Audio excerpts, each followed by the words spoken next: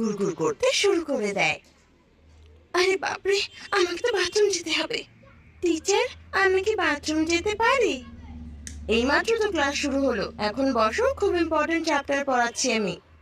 অঙ্কিতাকে teacher bathroom যেতে দেয় না, কিন্তু অঙ্কিতার খুব জোরে পাদ আসে। কি করি, পাদ আসছে যে, হালকা করে ছেড়ে দিই।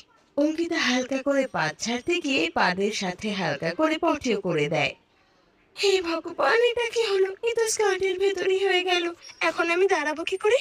অঙ্কিতা চুপচাপ বসে থাকে। ক্লাস শেষ হয়ে যায়, সবাই ক্লাস ছেড়ে বেরোতে লাগে, কিন্তু অঙ্কিতা জায়গা থেকে সরে না।